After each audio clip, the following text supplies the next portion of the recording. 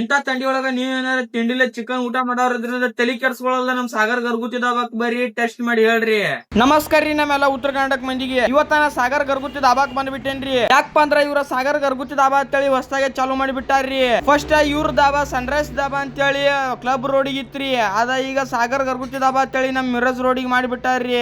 ಅದ್ರ ಸಂಬಂಧ ಇಲ್ಲಿ ಸಿಸ್ಟಮ್ ಹೆಂಗೈತಿ ಮತ್ತ ಅಡಿಗೆ ಹೆಂಗ್ ಕುಡ್ಲಾಕತ್ತಾರ ಅಂತೇಳಿ ನೋಡ್ಕೊಂಡ್ ಬರ್ಬೇಕಂತ ಬಂದ್ಬಿಟ್ಟಿನ್ರಿ. ಇವರಲ್ಲಿ ಸಿಗುವ ಜೋಳದ ರೊಟ್ಟಿ ಮತ್ತ ಗೊಂಜಾಳ ರೊಟ್ಟಿ ಕೈ ಮ್ಯಾಗಿನೂ ಅದಾವ್ರಿ. ಸ್ವತಃ ಅವ್ರ ಮನೆಯಲ್ಲೇ ಮಾಡ್ಕೊಂಡ್ ಬಂದ್ ಕೊಡ್ಲಾಕತ್ತಾರ್ರಿ. ಮತ್ತ ಚಪಾತಿ ಸುಕಾರ ಇಲ್ಲಿ ದಾಬಾ ಒಳಗ ಮಾಡಿ ಕೊಡ್ಲಾಕತ್ತಾರ್ರಿ. ಅವು ಗರಂ ಗರಂ ರೀ.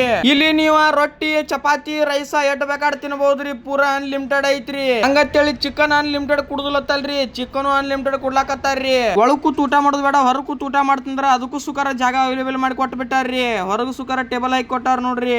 ಮತ್ತ ಇವ್ರದೇನ್ ಐತ್ರಿ ಆ ದಾಬಾದಾಗ 5 ವರ್ಷ ಎಕ್ಸ್ಪೀರಿಯನ್ಸ್ ಆಗೈತ್ ನೋಡ್ರಿ. ಫುಲ್ ಊಟ ಅಂತೂ ಅಗ್ದಿ ಕಡಕ್ ಕೊಡ್ಲಾಕತ್ತಾರ್ರಿ. ದಾಬಾ ಹೆಂಗೈತಿ ಅನ್ನೋದು ಇಂಪಾರ್ಟೆಂಟ್ ಅಲ್ರಿ, ದಾಬಾದಾಗ ಅಡಿಗೆ ಹೆಂಗ್ ಕೊಡ್ತಾರ ಅನ್ನೋದು ಇಂಪಾರ್ಟೆಂಟ್ ಐತ್ರಿ. ಅದಕ್ಕ ಕಸ್ಟಮರ್ ರಿವ್ಯೂ ಕೇಳೋನು ಬರ್ರಿ. ಅಣ್ಣ ನಮಸ್ಕಾರ ರೀ. ಯಾವ್ರದಿಂದ ಬಂದಿರಿ?